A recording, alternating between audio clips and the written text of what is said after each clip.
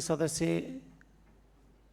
यतापट्टि एउटै पार्टीबाट एउटा सदस्य एकजना सदस्यलाई मैले दिइसकेपछि विषयवस्तु तिनै हुन्, एकछिन बसिदिनुहोस्।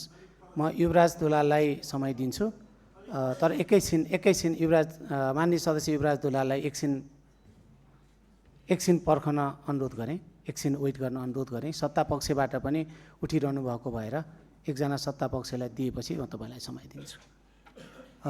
माननीय सदस्य कविन्द्र बुर्लाकोटी, छोटोमा आफ्नो विषयवस्तु राख्नुहोस्। सभामुख महोदय, हामी अहिले सदन नियमावलीको अधीनमा बसेर चलाइराखेका छौँ।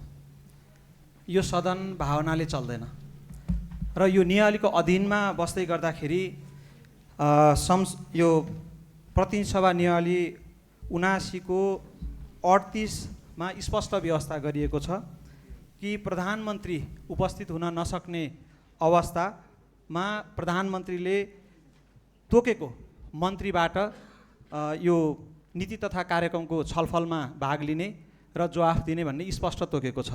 त्यो कारणले गर्दाखेरि सदनलाई नअल्झाइकन यो नियमावलीको 38(3) अनुसार छलफललाई अगाडि बढाउन म विनम्र अनुरोध गर्न चाहन्छु। र यस